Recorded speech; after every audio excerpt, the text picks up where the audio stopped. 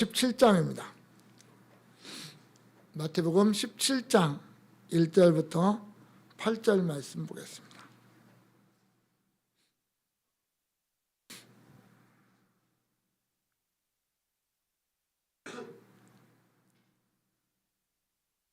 마태복음 17장 1절부터 8절 우리 같이 한 목소리로 천천히 읽도록 하겠습니다. 엿새 후에 예수께서 베드로와 야고보와 그 형제 요한을 데리시고 따로 높은 산에 올라가셨더니 그들 앞에서 변형되사 그 얼굴이 해같이 빛나며 옷이 빛과 같이 휘어졌더라.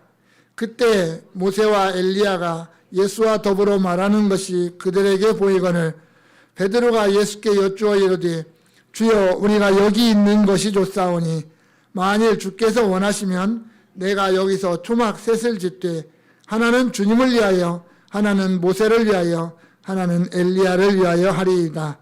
말할 때 후련히 빛난 구름이 그들을 덮으며 구름 속에서 소리가 나서 이르되 이는 내 사랑하는 아들이요 내 기뻐하는 자니 너희는 그의 말을 들으라 하시는지라. 제자들이 듣고 엎드려 심히 두려워하니 예수께서 나와 그들에게 손을 대시며 이르시되 일어나라 두려워 말라 하시니 제자들이 눈을 들고 보매 오직 예수 외에는 아무도 보이지 아니하더라. 아멘. 예수님이 성육신하심으로부터 시작해서 승천하시기까지에 나타나는 사건 중에 큰 5가지의 사건을 우리가 이렇게 얘기합니다. 첫 번째 사건이 성육신이고, 두 번째 사건이 오늘 본문에 등장하는 이 변화되는 장면이고, 세 번째가 십자가요, 네 번째는 부활이요, 다섯 번째는 승천이다. 이렇게 말을 합니다. 그래서 예수님 생애 5대 사건이라고 말을 합니다. 그 가운데 하나가 오늘 이 변화산에서 예수님이 변화되는 어떤 그 장면입니다. 그런데 이 사건은 예수님의 공생애가 거의 끝나가는 시점, 이제 십자가와 부활을 앞에 둔 그리 멀지 않은 그런 시점에 본격적으로 십자가를 향해서 예수님이 발걸음을 옮기는 그 초기에 일어났습니다. 따라서 다른 의미로 해석을 한다면 오늘 본문의 사건은 예수님의 십자가를 준비하는 하나의 사건 과정이다. 이렇게 우리가 보면 되겠습니다. 그런데 오늘 본문에 보면 항상 드리는 말씀이지만 예수님의 마음과 제자들의 마음이 이렇게 다른 것을 보게 됩니다. 오늘도 마찬가지겠죠. 하나님이 우리를 바라보시는 마음과 우리가 하나님 앞에서 살아가는 마음이 많이 다르다라고 하는 거죠. 오늘 본문에 보면 엿새 전에 이미 예수님은 베드로에게 위대한 신앙 고백을 들었어요. 주는 그리스도시요 살아계신 하나님의 아들입니다라고 하는, 정말 우리가 날마다 고백하는 그 신앙 고백을 베드로로부터 들었어요. 그 고백을 들은 직후에 예수님이 하신 말씀은 다른 게 아니었어요. 내가 예루살렘에 올라가서 십자가에 죽게 됐고 사흘 만에 부활하게 될 거다라는 거였어요. 그러면서 그 앞길을 막는 제자들을 향해서 이렇게 말하죠. 누구든지 나를 따라오려거든 자기를 부인하고 자기 십자가를 지고 나를 따를 것이니라. 누구든지 제 목숨을 구원하고자 하면 잃을 것이요 누구든지 나를 위하여 제 목숨을 잃으면 찾으리라. 이렇게 말씀하십니다. 위대한 신앙 고백 다음에 거기에 어떻게 보면 어울리지 않는 주님의 어떤 말씀들이 이어지고 있죠. 자, 그로부터 일주일이 지났습니다. 엿새 후라고 그랬으니까 일주일쯤 지났습니다. 예수님이 제자들 가운데 베드로와 야고보와 요한을 데리고 따로 높은 산에 올라가셨습니다. 이 산이 어떤 산이냐라고 하는 것은 우리에게 그렇게 중요하지 않습니다. 뭐 헬몬산이냐 또는 뭐 다골산이냐 가지고 뭐 왈가왈부 하는데 그게 중요한 것이 아니라 거기에서 어떠한 일이 일어났느냐가 중요한 거겠죠. 예수님이 제자들과 함께 3명과 함께 높은 산에 올라가셨는데 뭐 얼마나 올라갔는지도 모르겠습니다. 일단 올라갔는데 갑자기 예수님이 모습이 변화되기 시작했습니다. 오늘 2절에 그들 앞에서 변형되사 그 얼굴이 해같이 빛나며 옷이 빛과 같이 휘어졌더라. 그렇게 있습니다. 오늘 저는 예수님의 어떤 이 변화된 모습을 집중히 바라보려고 하지도 않습니다. 다만 예수님이 변화되는 그 현장에서 있는 제자들의 어떤 모습을 한번 보려고 합니다. 내가 그 제자들 중에 한 사람으로 내가 그 자리에 있다라고 생각을 하면서 나는 과연 어떤 생각을 하고 나는 거기에서 무엇에 집중하고 있는가, 그걸 한번 보려고 그러는 겁니다. 2024년도 올해 우리가 우리의 시선 오직 예수라고 하는 주제를 가지고 가자라고 했습니다. 한 해 동안 우리가 오직 내 시선이 예수님만 바라봐야 되는데 사실 우리는 예수님보다 다른 걸 보기를 더 좋아합니다. 세상이 더 화려하고 세상이 더 재미있고 세상이 더 유익한 것 같고 세상이 더 보람 있는 것이 많은 것처럼 보이기 때문에 그래요. 내가 무엇을 바라보느냐에 따라서 우리의 관점이 달라지고 우리의 생각이 달라지고 우리의 결단이 달라지고 우리의 행동이 달라지고 나타나는 열매가 달라진다는 건 분명한데, 그래서 우리는 날마다 예수를 바라봐야 되고 예수님만 바라봐야 된다는 걸 아는데 사실은 쉽지 않다라는 거죠. 오늘 본문에 등장하는 제자들, 내가 오늘 베드로의 모습이 되고 내가 야고보와 요한의 모습이 돼서 한번 그 현장에서 나는 뭘 보고 있는지 한번 생각을 해보려고 합니다. 본문 3절에 보면 그때 모세와 엘리야가 예수와 더불어 말하는 것이 그들에게 보였다 그랬습니다. 예수님이 변화산에서 변화되는 순간 갑자기 어디선가 두 사람이 나타나는데 모세와 엘리야가 나타났어요. 베드로가 모세를 본 적 있습니까? 엘리야를 본 적 있겠습니까? 오늘날처럼 뭐 카메라 기술이 발달해서 사진으로 딱 남겨놔서 베드로의 뭐 초상화가 있다든지 뭐 이랬으면 뭐 모세나 엘리야의 초상화가 있다든지 그랬으면 또 모르겠는데 그러지도 않았을 것 같고요. 어떻게 모세와 엘리야가 나타났는지 이들이 알았을까라는 생각도 들겠지만 어찌됐든 아마 예수님과 대화하는 과정 속에서 알았던 것 같습니다. 그 누가복음에 보면 이 모세와 엘리야가 나타나서 예수님이 예루살렘에 올라가셔서 별세하실 것, 죽어야 되는 일에 대해서 이야기를 했다라고 하는 겁니다. 그런데 이 모세와 엘리야라고 하는 사람이 아주 특별한 사람이거든요. 모세, 우리가 잘 아는 대로 율법의 대표자입니다. 이스라엘 백성들이 유대인들이 가지고 있는 이 율법을 생각할 때 모세를 제외해 놓고는 생각할 수 없는 사람입니다.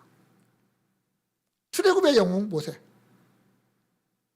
애굽에 하나님의 명령을 따라서 애굽에 가서 10가지 재앙을 선포하고 이스라엘 백성들을 데리고 나와서 홍해를 건너고 광야 40년을 인도했던 그 모세. 특히 그들이 시내산에서 십계명을 중심으로 하는 하나님의 율법을 받을 때 이스라엘 백성들이 모세에게 그러거든요. 우리가 여호와의 하나님의 음성을 들으면 죽을까 두려우니까 모세 당신이 하나님 앞에 가서 말씀을 듣고 와서 우리에게 전해줘라. 그럼 우리가 그대로 순종하겠다. 이렇게 얘기를 하거든요. 결국 하나님이 그 말씀을 받아들였고 모세를 가운데 중재자로 세워서 이스라엘 백성들과 하나님이 언약을 맺고 그들에게 율법을 주십니다. 너희가 가나안 땅에 들어가서 거기에 하나님을 왕으로 하는 신정 왕국을 세우고 율법이라고는 하나님의 법을 너희들이 순종하면서 거기에 하나님 나라를 건설해야 된다는 거거든요. 그게 율법이었어요. 이스라엘 백성들이 가나안 땅에 들어갑니다. 율법은요, 저들의 근간입니다. 대한민국은 헌법의 근간에서 움직이는 나라거든요. 마찬가지로 이스라엘 백성들에게는 헌법이 곧 율법이에요. 율법이 하나님이 주신 법, 율법이 그들의 헌법입니다. 문제는 뭡니까? 사람은요, 시간이 지나면 자꾸 변해요. 여호수아가 살아있고 여호수아와 함께 살았던 장로들이 살아있을 동안에는 그들이 하나님을 잘 섬겼다고 그랬습니다. 그런데 그들이 죽으니까 이제 어떻게 되냐면 여호수아나 함께 활동했던 장로들은 우리 시대에 하나님이 이렇게 역사했다는 걸 알아요. 요단강을 갈랐어요. 여리고성을 정복했어요. 하나님이 어떻게 하셨는지를 직접 경험했던 사람들입니다. 그러니까 내가 경험했으니까 내가 경험한 그 하나님이에요. 그런데 한 세대가 지나고 두 세대가 지나면 어떻게 되냐면 예전에 우리 할아버지 때, 나는 몰라요. 나는 안 봤으니까. 우리 할아버지 때 이런 일이 있었더라. 이렇게 되는 거예요. 이게 시간이 지나면 그게 이제 더 있었었더라. 이렇게 돼가는 거죠. 그러면서 변질돼가는 거예요. 하나님만 섬기던 백성들이 우상도 섬기고 율법만 따라가던 백성들이 이방의 법도 따라가게 되는 이런 일들이 발생을 하죠. 어찌됐든 그래도 저들이 가지고 있는 율법이라고 하는 것을 생각할 때마다 모세를 생각하는 거죠. 또한 엘리야는 아주 특별한 선지자입니다. 출생이 없어요. 아버지가 누군지, 어머니가 누군지, 그의 고향이 어딘지, 디셉 사람이라는 것밖에는 없어요. 죽는 것도 없고 어느 날 갑자기 하나님이 그냥 효리바람으로 싹 데려가셨으니까 죽음도 없이 마지막도 아주 특별하게 사라졌던 엘리야가 왜 중요하냐면 구약에 수많은 선지자들이 있습니다. 사무엘부터 시작해서 쫙 선지자들이 나와요. 그런데 그 모든 선지자들을 대표하는 사람으로 엘리야가 등장을 하고 있습니다. 어떻게 보면 엘리야는요, 그렇게 길게 사역하지도 않았어요. 그리고 남왕국 유다에서 활동한 사람도 아닙니다. 북왕국 이스라엘에서 활동한 사람이에요. 우리가 잘 아는 대로 갈멜산에서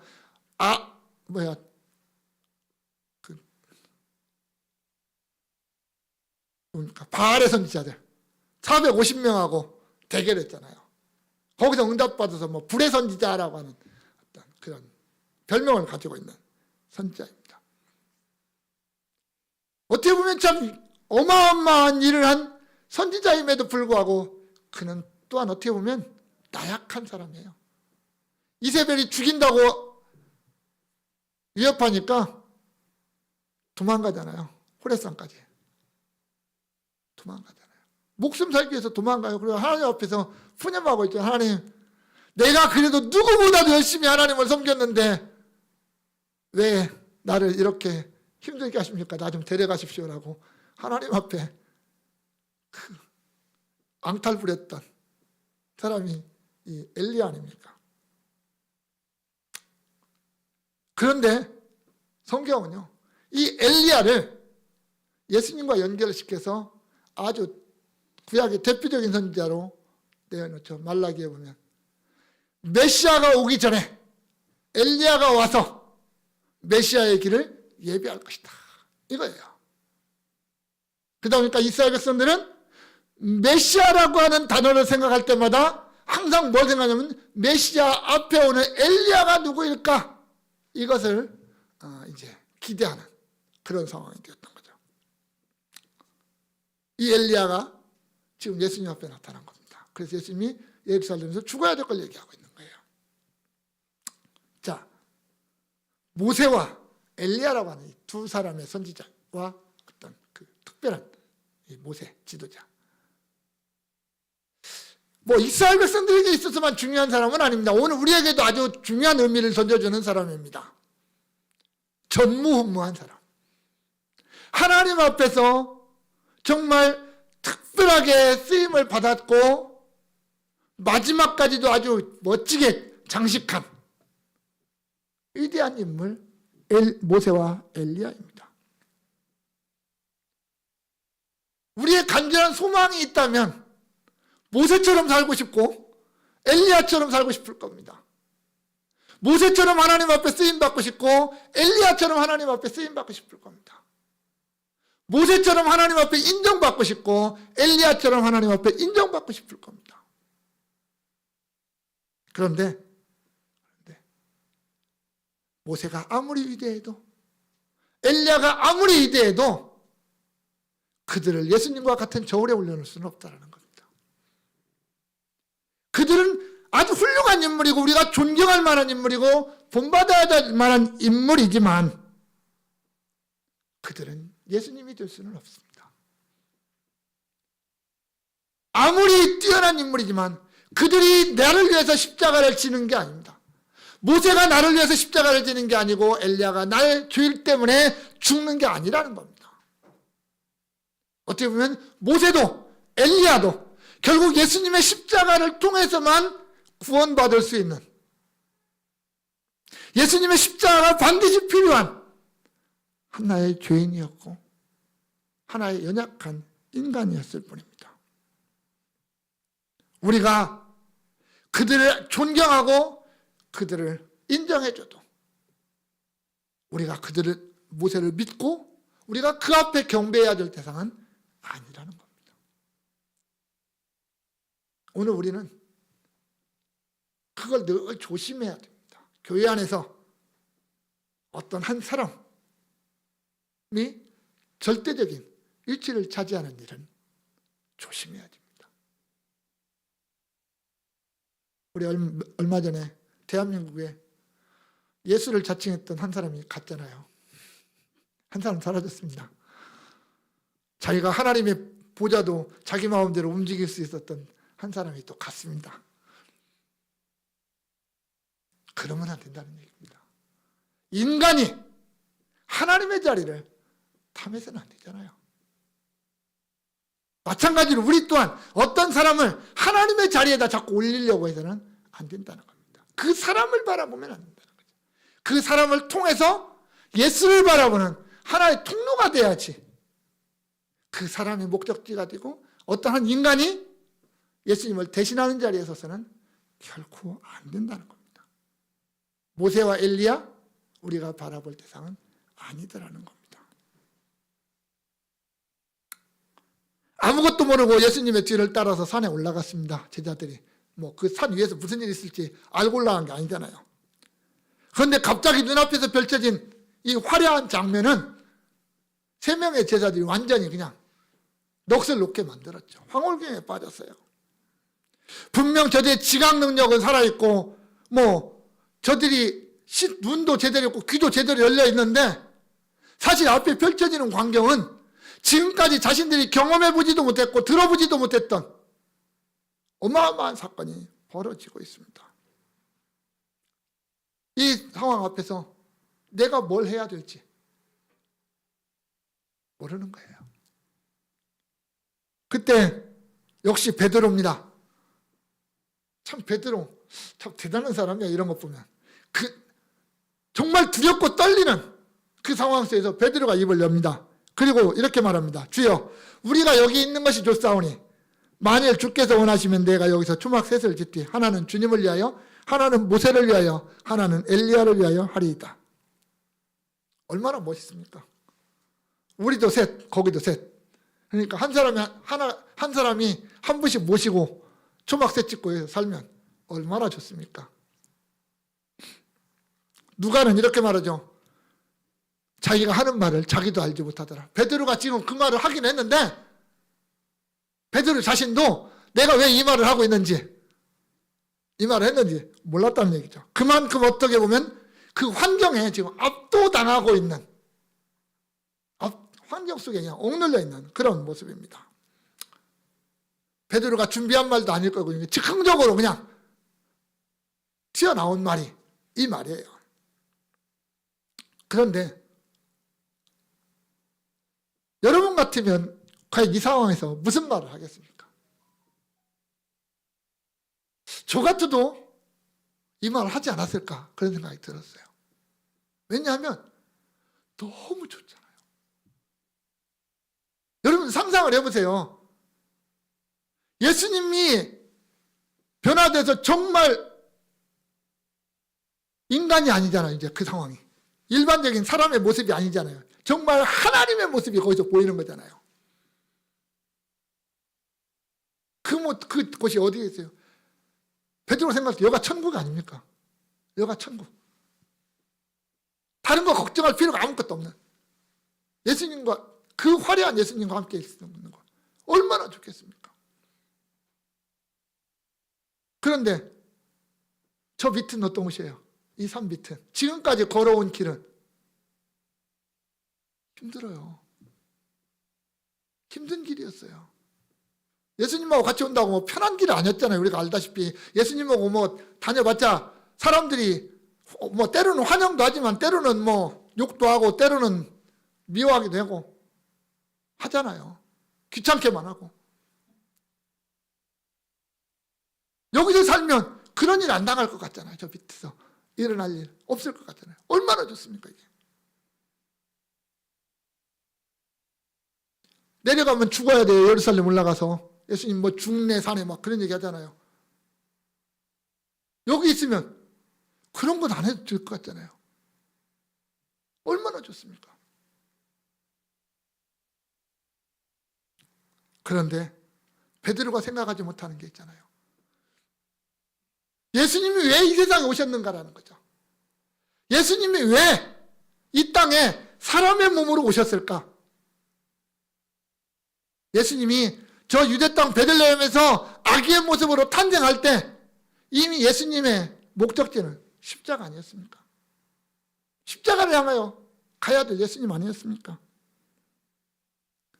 태초부터 택함받은 하나님의 자기 백성들을 구원하기 위해서 여인의 후손으로 오신 그 메시아 아닙니까?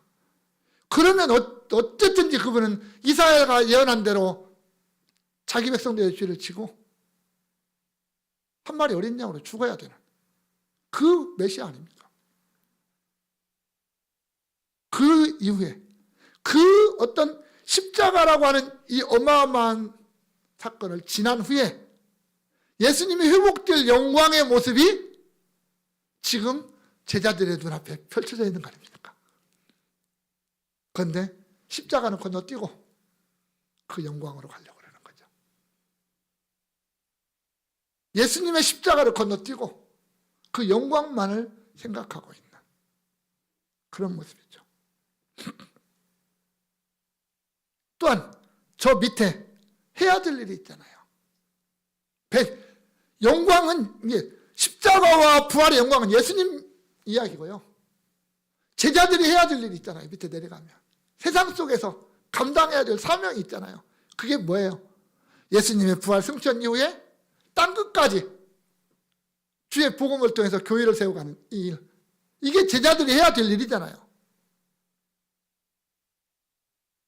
근데 이거 다 접어두고 그냥 여기에 있자라는 거죠. 우리 솔직히 그런 경험 있잖아요. 주님 앞에서 기도하다가 또는 찬양하다가 예배하다가 그냥 여기서 이렇게 이것만 하고 살았으면 좋겠다 할 때 있잖아요.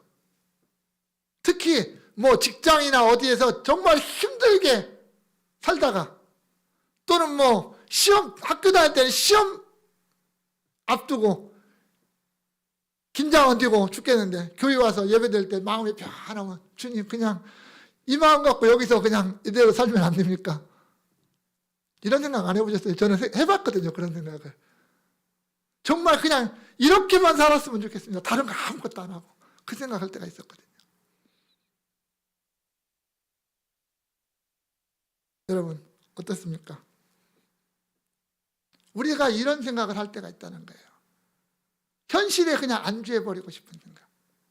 이 땅에서 내가 지금 있는 그 모습 속에서 그냥 안주하고 거기에 그냥 묻혀 살고 싶은, 앞으로 나아가고 더 큰 하나님의 어떤 뜻, 계획 이런 건 다 필요 없고 그냥 지금 있는 거 이대로가 좋사오니 라고 하는 우리의 모습이 있지 않습니까?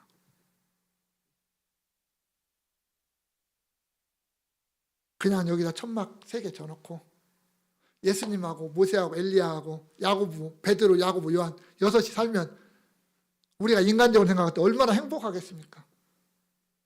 그것이. 그런데 주님은 그게 아니잖아요. 주님이 가셔야 될 길이 있잖아요. 오늘과 내일 내가 가야 될 길이 있다라고 말씀하시는 주님의 길이 있잖아요. 누구도 막을 수 없는, 또 반드시 가야만 되는 우리 주님이 가시는 길이 있잖아요. 또한 우리도 마찬가지잖아요. 우리가 가야 될 길이 있잖아요. 주님이 내게 맡겨주신 길, 사명의 길이 있잖아요. 내가 그 예수로 말미암아 구원받은 이후에, 내가 하나님의 백성 된 이후에 내가 하나님의 백성답게 살아가야 될 나의 길이 있잖아요. 그거 다 마치고 나야 내가 주님 앞에 서게 되고 잘했다 라고 하는 주님의 말씀을 들을 거 아닙니까? 그걸 위해서 우리가 해야 될 일이 있는 거 아닙니까? 세상의 환경이 어떻게 되든지, 나에게 지금 주어진 환경이 어떻든지 간에 그것과 상관없이 내가 가야 될, 내가 감당해야 될 그 길이 있지 않습니까? 그런데 그걸 다 제껴두고 그냥 그건 남의 일이고, 밑에서, 산 밑에서는 죽어가든 살아가든 너희들이라도 살리려고 나는 여기에 있는 게 좋겠습니다라고 하는 현실에 안주해버리는 이런 일들이 우리에게는 없느냐 하는 겁니다. 우리는 가야 되는 사람들입니다. 현실에 앉아서 현실에 만족하고 그냥 주저앉아 있을 게 아니라 나아가야 되는 자들입니다. 내 믿음도 더 성숙해져야 되고 내 삶도 더 믿음 따라서 더 넓어져야 되고 내 지경도 넓어져야죠. 항상 그냥 그 자리에 있어서는 안 되지 않습니까? 이 산 위가 아무리 좋아도, 이 산이 아무리 좋아도 내려가야 된다니까요. 이 산에만 있어서는 안 되는 거잖아요. 주님도 내려가셔야 되고 제자들도 내려가야 돼요. 여기가 전부가 아니에요. 내가 있어야 될 자리, 우리 주님이 있어야 될 자리는 여기가 아니라 저 산 밑에거든요. 저 예루살렘이거든요. 거기에서 우리의 삶의 의미가 나타나는 것이고 거기에서 우리의 삶의 목적이 이루어지는 것이기 때문입니다. 현실에 안주하려고 하는 우리의 시선도 잘못됐다는 거죠. 제자들이 두려워서 떨고 있을 때, 아니 주님 앞에 우리 여기가 좋사오니 여기 있읍시다 라고 베드로가 말하고 있을 때 구름이 저희들을 덮었습니다. 성경에 이 구름이 종종 나타나죠. 빛난 구름이라고 하는 하나님의 영광, 어떻게 보면 쉐키나가 함께하는 그런 구름입니다. 뭐 단순히 햇빛에 반사돼 가지고 뭐 환하게 빛나는 그런 이런 정도가 아니라 어떤 초자연적인 역사로 의해서 나타나는 어떤 그런 하나님의 임재를 상징하는 그런 구름, 그런 빛, 그것을 이야기하고 있습니다. 뭐 물론 일반적인 구름도 있겠지만 여기에서는 하나님의 어떤 특별한 목적에 의해서 동원한 하나님의 어떤 도구라고 말할 수 있을 겁니다. 그 구름이 저들을 덮습니다. 어찌할 바를 몰라 죽겠는데 구름이 덮으니까 하나님의 영광의 임재가 저들에게 나타납니다. 유대인들은 잘 알거든요. 그게 뭔지를, 그 영광의 구름의 그이 무엇을 의미하는지를 잘 알고 있거든요. 그래서 두려워 떨고 있는 거죠. 구름 속에서 소리까지 들립니다. 눈으로 보이는 것도 지금 감당을 못하겠는데 귀로 소리가 들립니다. 이는 내 사랑하는 아들이요 내 기뻐하는 자니 너희는 그의 말을 들으라. 너희는 그의 말을 들어라. 이 소리도 자연적인 소리는 아니겠죠. 하나님의 음성이었습니다. 제자들이 하나님의 음성을 들었다? 그것도 보통은 아닙니다. 그냥 쉽게 넘어갈 수 있는 사건은 분명 아닙니다. 신약 성경에요, 하늘에서 음성이 3번 들립니다. 신약 성경에 딱 3번 나옵니다. 첫 번째 어디서 나옵니까? 요단강에서 나옵니다. 예수님이 세례받고 올라오셨을 때 이는 내 사랑하는 아들이요 내 기뻐하는 자라 라고 하는 음성이 들렸죠. 두 번째, 오늘 본문의 사건입니다. 똑같은 말이 이제 등장을 하죠. 세 번째 사건은 요한복음 12장 28절에 음성이 들립니다. 하늘에서. 예수님이 영화롭게 해달라고 할 때 내가 영화롭게 했고 또 영화롭게 하리라 라고 하는 음성이 들려옵니다. 어떤 사람들은 뭐 천둥이 울렸다 하는데 분명히 사도 요한은 하나님의 음성이 들렸다라고 기록을 해놓고 있거든요. 하나님의 음성이 나타났다. 그것은 그냥 단순히 뭐 사람들의 귀에 소리가 들렸다 이 정도의 의미가 아니라 그들에게 예수님이 누구신가, 예수님이 하나님의 아들이요 하나님이시라고 하는 예수님의 신성을 증명해주는 음성이 그들에게 들렸고, 또한 당신의 아들 독생성자 예수를 바라보는 성부 하나님의 어떤 심정이 그 안에 담겨져 있는 음성이 제자들에게 들렸던 거죠.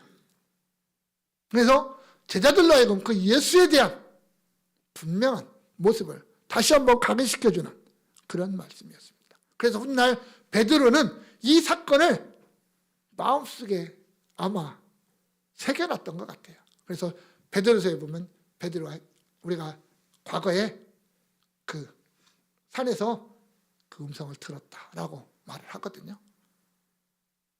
베드로도 이 사건이 아주 충격적이고 큰 사건으로 그의 평생을 좌우했던 그런 사건이기도 합니다.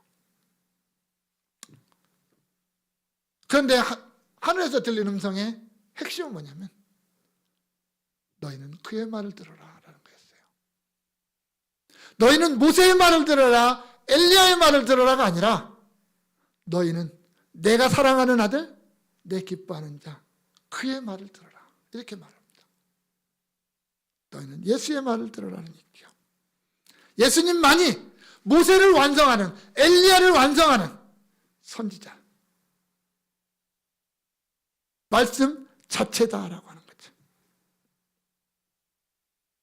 모세의 말 들어야죠. 엘리야의 말 들어야 됩니다. 그러나 그것보다 더 중요한 것은 예수님의 말을 듣는 거였어요. 예수님을 왜? 모세가 누구를 가리키고 있냐면 예수를 가리키고 있고, 엘리야가 누구를 가리키고 있냐면 예수를 가리키고 있기 때문에 그래요. 모세가 나와 같은 선지자 한 사람을 세울 것이라고 분명히 예언을 했고요. 엘리야는 예수님을 준비하는, 예비하는 선지자가 엘리야잖아요. 결국은 모세와 엘리야는 예수님이 아니면 의미가 없는 사람들입니다. 모세가 율법을 전달해서 그 율법도 예수님이 아니면 의미가 없는 것이고, 엘리야가 말한 그 수많은 하나님의 말씀도 예수가 아니면 의미가 없는 거잖아요. 결국은 그 예수만 바라보라. 예수의 말만, 예수의 말씀이 중심이라고 하는 것을 그들에게 그렇게 들려주고 있습니다. 부들부들 떨리는 상황입니다. 펼쳐지는, 눈앞에 펼치는 광경도 지금 감당을 못 하겠는데 음성까지 들려와요. 여러분들 같으면 정신 차릴 수 있겠습니까? 거기서 우리 같으면 아마 그냥 기절하고 넘어질 수밖에 없는 그런 상황 아닙니까?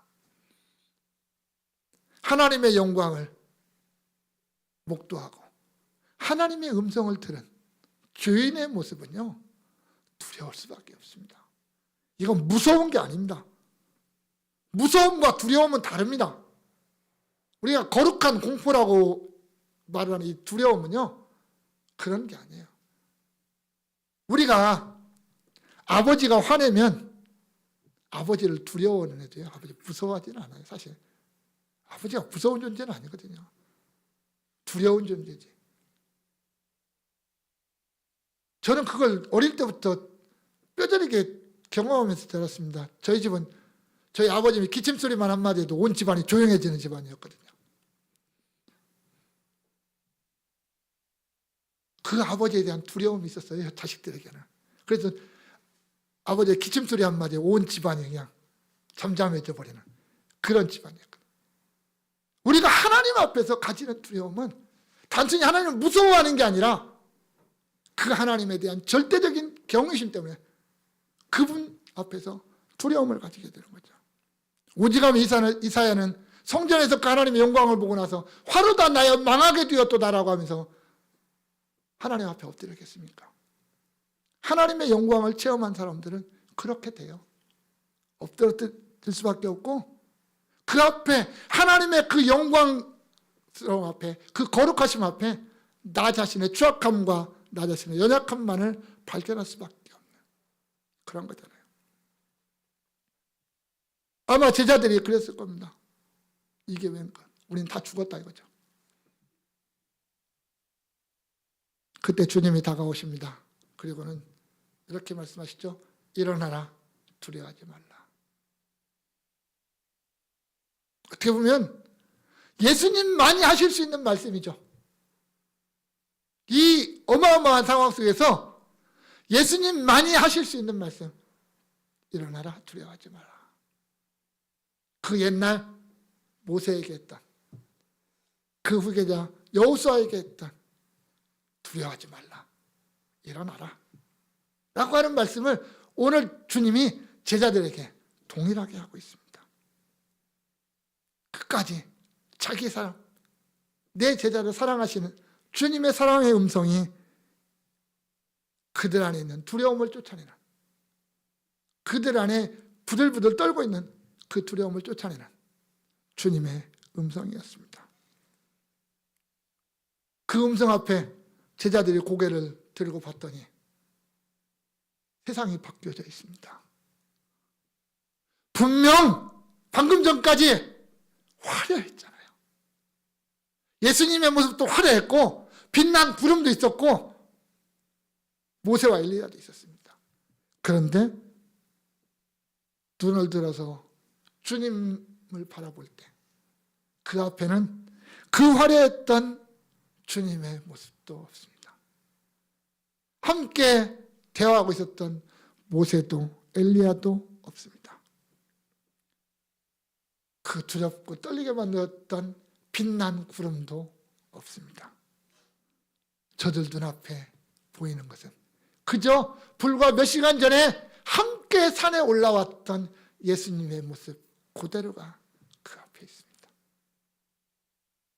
상황은 급박하게 화려하게 변했다, 초라하게 바뀌었지만 우리 주님은 그대로 있었습니다.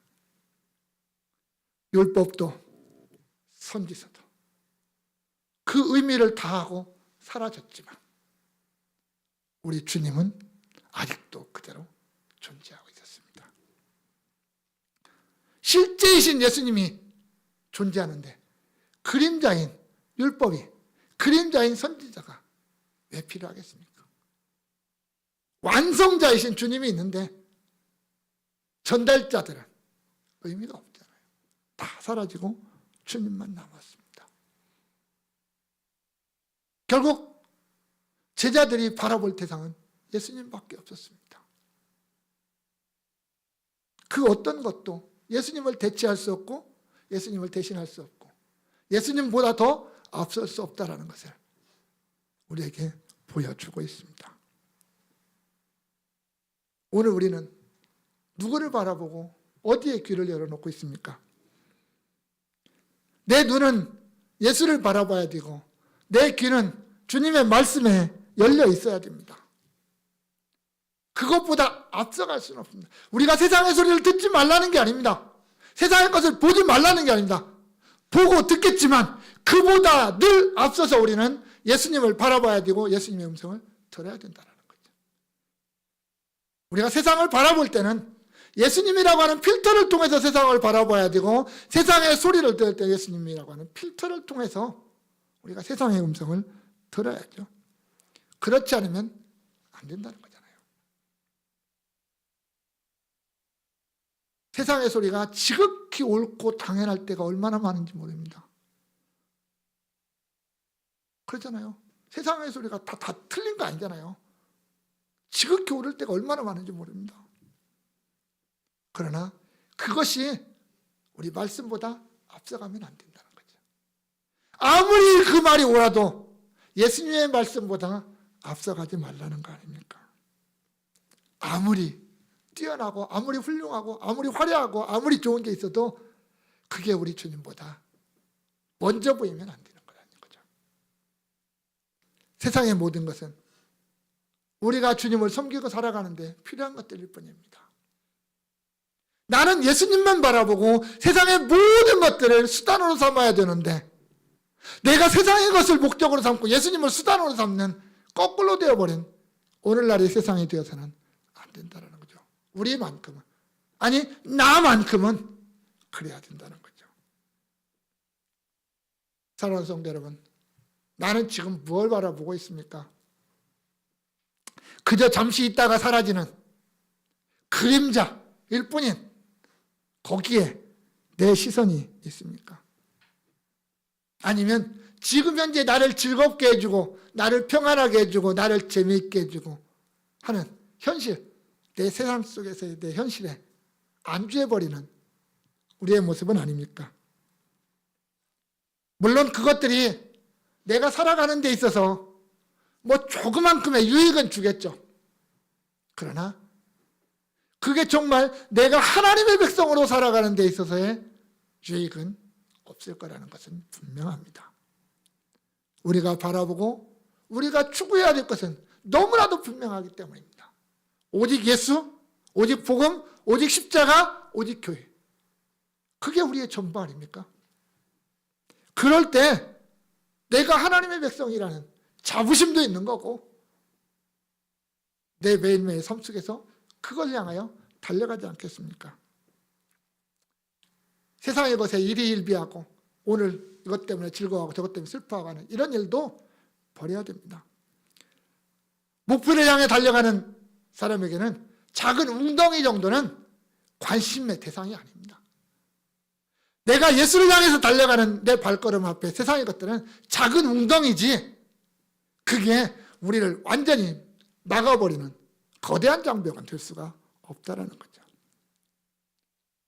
내가 예수를 향해 달려갈 때 내가 잠시 동안 옆을 바라볼 수는 있지만 우리의 목표를 잃어버리지는 않습니다. 내가 잠시 바라보는 것이 내 목적이 아니기 때문입니다. 만약에는 우리 모든 성도들이 올 한 해 동안 정말 그렇게 예수만 바라보고 예수만 생각하고 예수를 가장 우선시하는 그런 복되고 아름다운, 그래서 마지막 최종 목적지에 도달했을 때 주님 앞에 정말 칭찬되는 저와 여러분들 될 수 있기를 주님의 이름으로 축원합니다. 기도합니다. 하나님 감사합니다.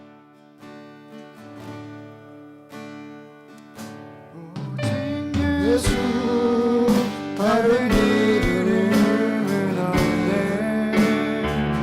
주 이름만 우리에게 주셨네.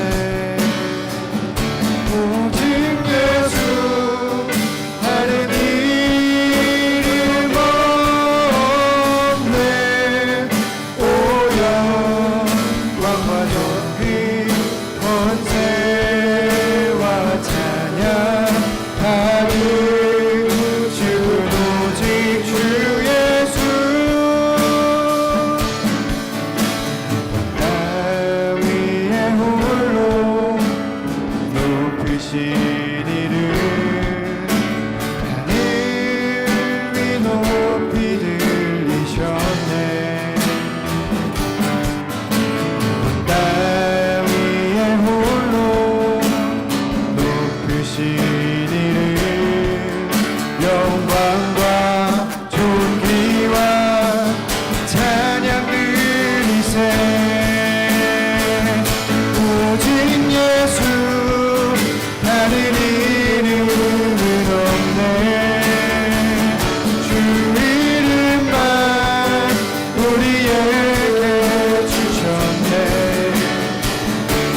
오직 예수 다른 이름 없네.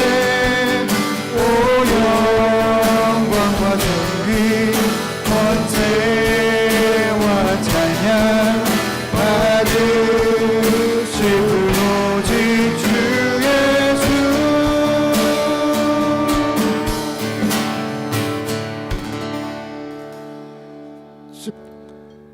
이제는 우리의 영원한 표대가 되시는 우리 주 예수 그리스도의 은혜와 그 아들 예수를 통하여 당신의 거룩한 백성 삼으신 하나님 아버지의 그 놀라우신 사랑과 오늘 또 그 예수만 바라보고 그 예수로 만족하며 살아가도록 우리를 인도하시는 성령님의 역사가 여기 모인 죄 백성들 머리 위에 이제로부터 영원까지 함께 있을지어다. 아멘.